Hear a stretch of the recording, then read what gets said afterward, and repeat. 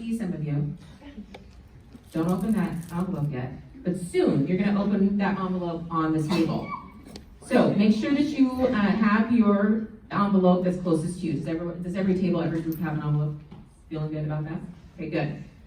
So when it's time to open that envelope, you're gonna find a large student name tag in a plastic sleeve.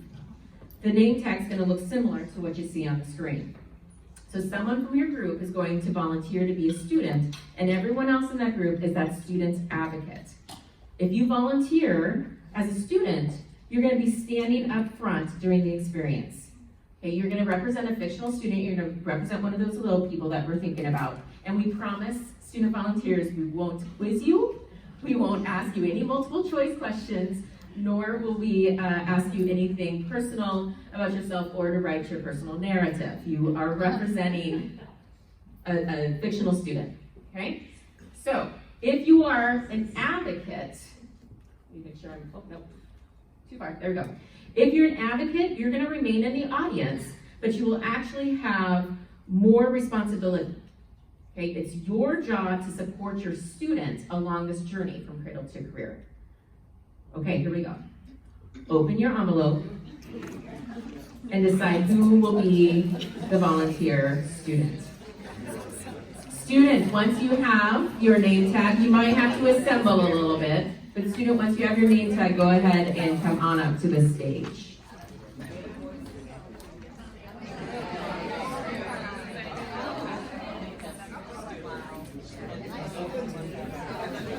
Okay, don't look at that yet. Yeah, great. Okay. Go ahead and put that in the back.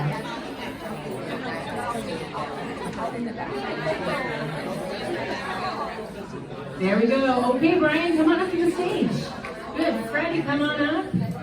Adam, Dylan, excellent. We're going to start you right there in the center. Thank you, Dylan. Okay. All right, Bella, come on up. Hey, Guy, good to see you. No, we'll get you started. Good, Caleb. Thank you, Katie. Fantastic. Adam, Daphne. Good, Chelsea. 1, 2, 3, 4, 5, 6, 7, 8, 9, 10. Oh, here's Chelsea. 8. Oh, we're missing 2.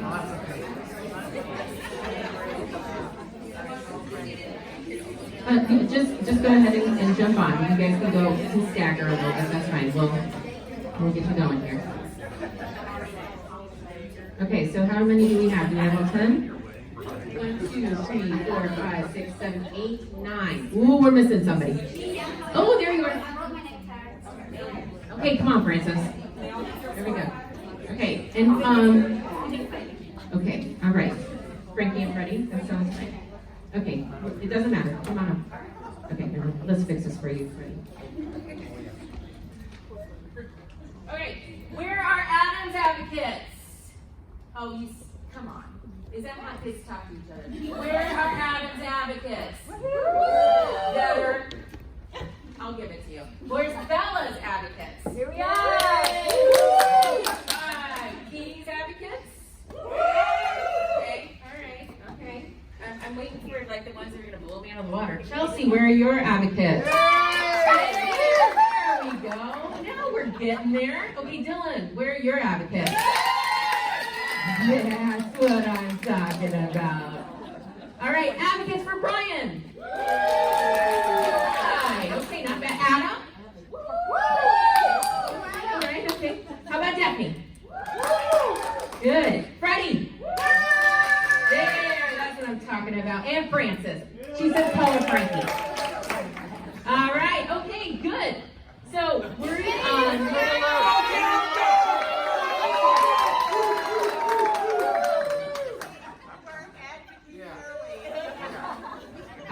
I appreciate it of you.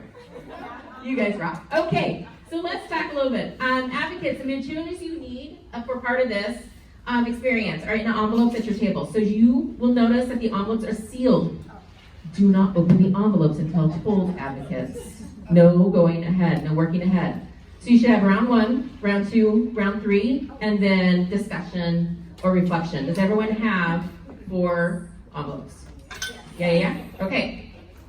All right, so also in your packet you should have are indicators. Okay, this is kind of like a very simplistic vision of each of the transitions that a kid would go through when all of our networks are open. Okay, so we have designed this so that everyone understands how at each transition point a child's education is impacts its future, success, opportunities into adulthood. And so we call this the cradle to career journey. Students, you have a fictional identity that represents a journey through formal education. Please remember, you're not sharing anything personal about yourself, and you're a representation of somebody else. Advocates, you are family members, community members, concerned about your student success. Your goal is to do everything that you can do to encourage and support your student. Pay attention to your student's progress. Also be mindful of how students are progressing. Students will make this journey 3 times in the next hour. Each time, the process is going to be slightly different, but your student patterns of success will remain exactly the same. So make sure that you're paying attention early to see what this experience means for your student. And whether you are a student or advocate, we want you to think about how you're feeling through this experience, because we're going to reflect on that a little bit later. So we know from decades of research that there's a strong relationship between educational attainment and life outcomes. We also know that the journey toward education attainment begins at birth. There are always exceptions, but higher levels of education attainment generally lead to higher levels of prosperity for individuals and a community. Of course, we also know students in communities that struggle from cradle to career tend to face more hardship. And we want students to complete their journey on the prosperity side of life. And we define prosperity as having the knowledge, the skills, and resources to support ourselves and our families and our communities. Okay? So advocates, this is what students see on the floor around them. You see those little dots? Okay, so you'll see those green dots all the way go over there. We have yellow dot and we have the red dots that are leading over here. Each dot on the floor helps students understand where they are on the journey. Green dots represent prosperity, red dots represent hardship. And obviously, the farther a student goes in either direction, the more prosperity or hardship they are experiencing. And the yellow dot in the middle that Dylan has his foot on there is that moment where students are as likely to end up in prosperity or hardship. Okay, we with it? Round 1. So, about the experience. Okay, advocates, open your round 1 envelopes now. And students, you should have your profiles in front of you, so go ahead and get those out.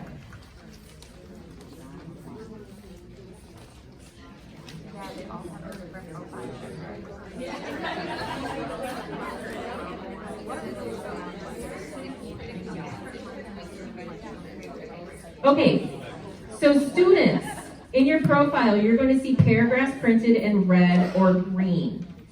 Green paragraphs indicate you are successful at a certain transition point. Red indicates an unsuccessful transition. So now, on the dots, you're going to move along the dots based on whether you are going to the green or to the red at a certain transition point. Okay, make sense? Got it? Okay. So, the good news is that green is always good. Okay, so green always means success, 2 steps toward prosperity. And it doesn't matter where you are. So if you're on a red, you're going to take 2 steps toward prosperity. If you're on a green, 2 steps toward prosperity. Yellow, 2 steps. Okay? If we're on a transition point and your paragraph is green, you will move 2 steps always in the direction of prosperity. All right. Now, the converse is also true. Red is always negative. It's always bad. Okay, so but sometimes, depending on where you are, red can be even worse. Okay, so if you are on a green, then you're going to only take 1 step back if you get a red at your transition point. If you are on the yellow or on the red, it's 2 steps back toward hardship. Okay, all right. So round 1 rules. Green, again, always 2 forward, it's always good. Red, 1 back on green, or 2 back if you're on yellow or red. Okay? Students, you're going to follow your profile, and we're all going to start on the yellow. So just know that you're on the yellow there. You can maybe do 2 lines of 5 or so right next to the yellow. Okay. Students, these rules are written as a reminder on the back of your name tags as well. So if you can't always remember which way you're supposed to go, we like to have study aids. Okay. Advocates, pay attention to your students, and you need to support them along this journey. Okay, so round 1 is about to begin. This starts round 1. It represents our goal of providing all children with equal footing and opportunities from birth. Students, let's have you all line up equal on the yellow dot. Advocates, we want to make sure that you understand the basic definitions of success at each transition. So those basic descriptions are on that sheet in front of you as well. Okay, so our first one is we're going to go ahead and see if our students are ready for success in kindergarten. Students, look at your profile, success for kindergarten. If you're green, that means you are prepared for school success. If you are red, that means you're not prepared. Does everyone see your profile for kindergarten readiness? Okay. If you are ready for success in kindergarten, step toward prosperity 2 steps. If you're right, there you go. If you are not ready for kindergarten, go ahead and take your steps toward hardship. That's it. There's that encouragement. All right. Okay. So early learning and development are critical. We know that small readiness gaps become larger achievement gaps if they're not addressed right away. So advocates, look at your students. Students, look at your advocates. All right. Let's move on to 3rd grade. Okay. So 3rd grade reading. Good job, advocates. I like to hear you.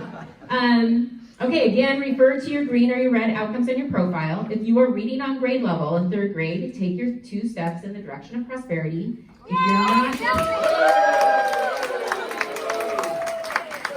If you're not reading on grade level, move toward hardship.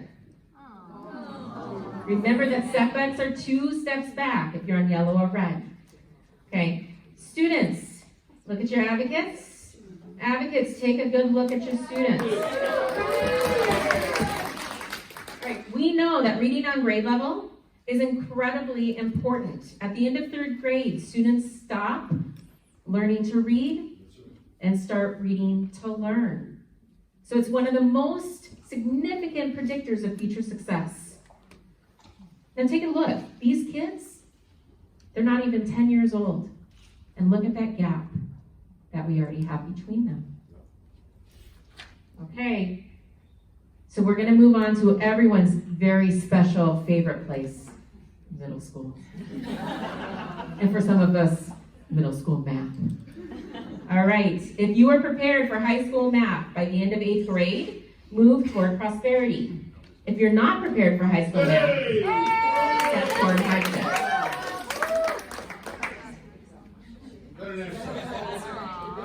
All right, so Algebra 1, or the equivalent in 8th grade, is a strong predictor of college and career readiness after high school. Students who complete Algebra 1 early actually free up space in their schedule to be able to take some electives or to even earn some college credit if they want to. So students, look at your advocates. Advocates, look at your students. Now we're not saying that everyone has to love math, but we're saying that all students should feel capable in math. Middle school is a time when students start forming identities of what they're good at and what they're not good at.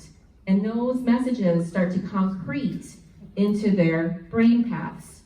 So we need to make sure that they have the confidence they need, because students with low confidence will avoid rigorous math and science courses in high school. And that can then limit their choices after high school. Okay? So, students, please turn at the center and face each other. See each other there. Sadly, this might be the last time you see each other. Some of you will enroll in honors courses, participate in enriching activities during high school and after school.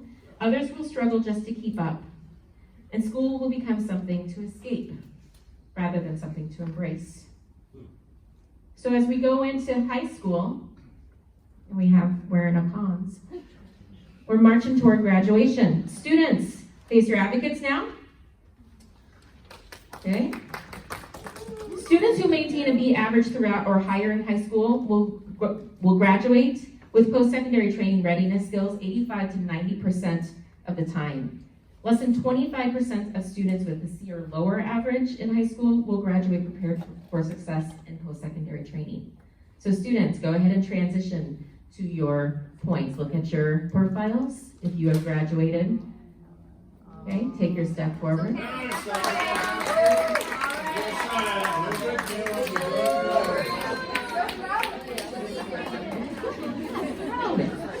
All right.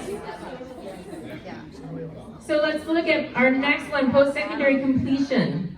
There are many paths to success that don't include a traditional four-year degree. And we know that 80% of the jobs in the future that pay a livable wage will require some form of advanced education beyond high school. And that's regardless of whether a student chooses to enroll right away, seek employment, or enlist in service after high school. Having post-secondary readiness skills creates opportunities for the future. So students, move toward prosperity or hardship based on your profiles.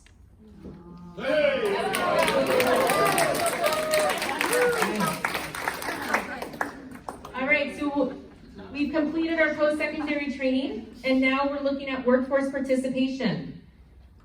This is about earning a livable wage in a career that you can stick with. We call this being prepared, passionate, and persistent. The happiest and most successful adults are often the people who have chosen their career pathways. People who are stuck in a job or career that they don't choose tend to be unhappy and less prosperous. If you are persisting in workforce participation, take your 2 steps toward prosperity. If you're not persisting, take the appropriate number of steps toward hardship.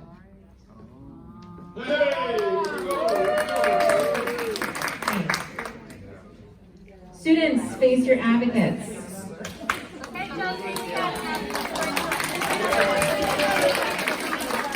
Okay. Unemployment rates for high school graduates are twice as high as they are for college graduates or certified and skilled professionals.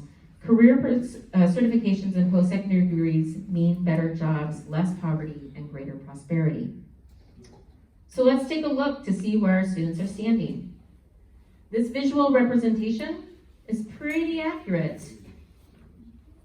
to what's currently happening in the United States among adults 25 and older. And this is according to the American Community Survey. So in America, roughly 39% of adults have an associate's degree or higher. 21% have some college but never earned a degree. 28% earned a high school diploma or equivalent, and 13% never graduated from high school. So before the session, we interviewed some of these fictional students to learn what happened in their lives through their stories. Life after a very successful cradle to career journey. I was successful all through school. I graduated with so many advanced placement and early college credits on my transcript that I was 1 semester ahead when I started college.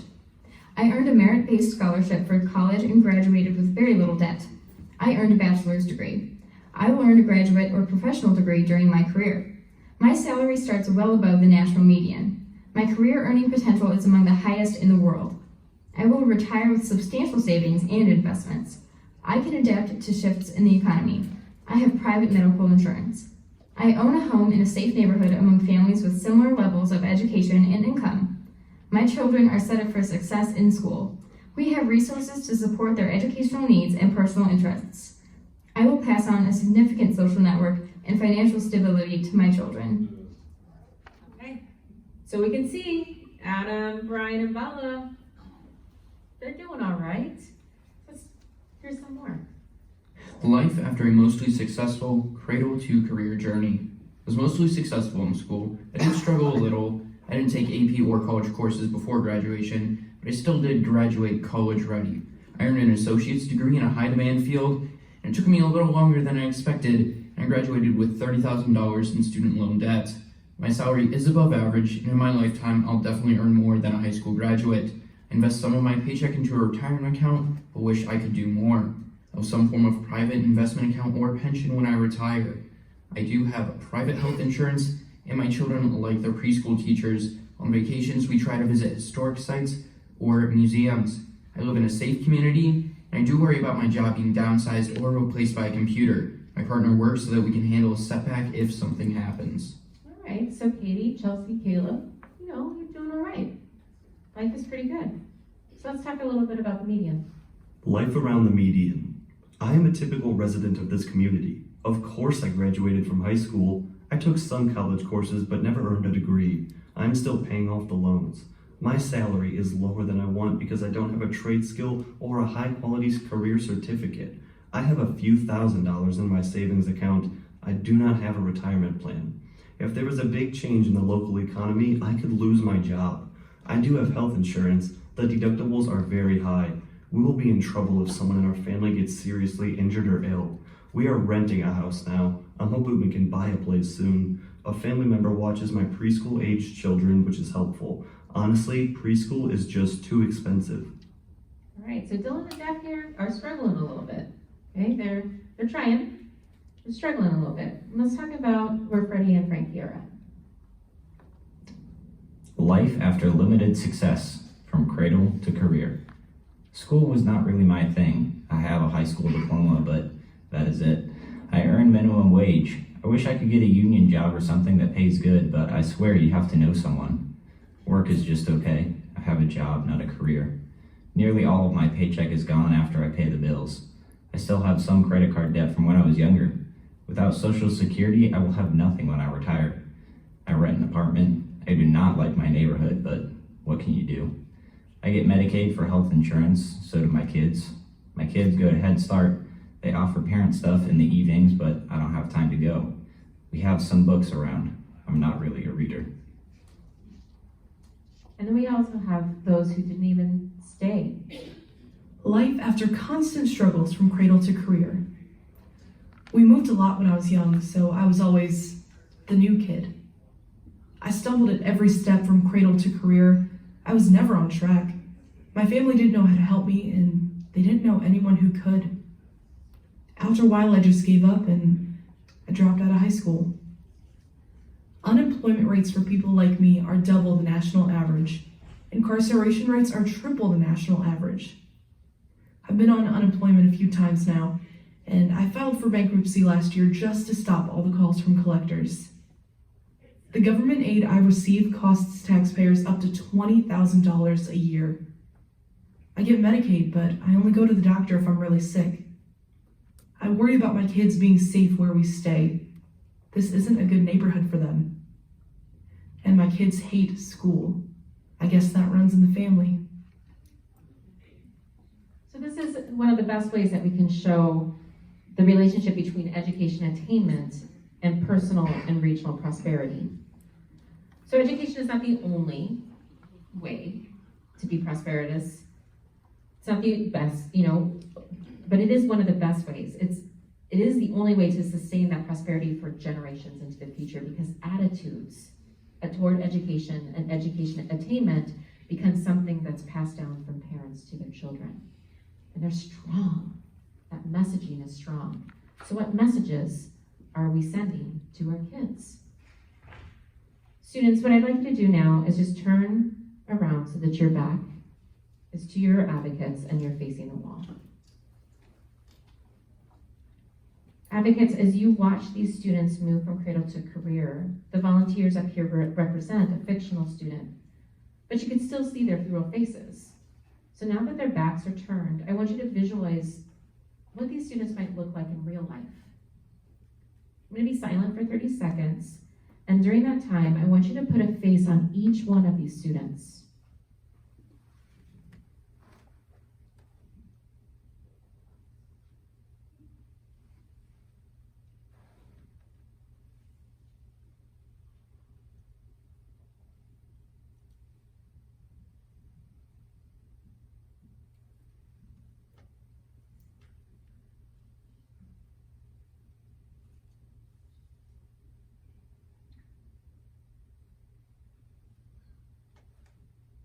Okay, thank you. Students, you can turn around. Advocates, what did prosperous students look like in your mind? And what about students in hardship?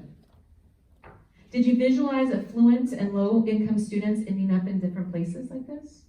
That would make sense. According to economists at Stanford, a child born to parents in the bottom 20% of the income distribution have only a 7.5% chance of ending up in the top 20% as adults. When you were visualizing students, did you consider gender differences? Boys represent 82% of all preschool expulsions and are less likely to read on grade level in the first years of school. Later in life, gender stereotypes discourage girls and women from pursuing some traditionally male-dominated academic measures or careers. And what about our students with disabilities? What about students who struggle with gender identity or sexual orientation issues? See, these students carry seen and unseen burdens with them every step of their journey. How about barriers related to language, race, ethnicity, nationality, or immigration status? Students of color have the least access to high-quality preschool experiences. They receive less enrichment and support in their first years of school and have fewer opportunities to take advanced courses before graduation. When they enroll in college, they often attend under-resourced institutions or face significant challenges of underrepresentation, discrimination, and bias.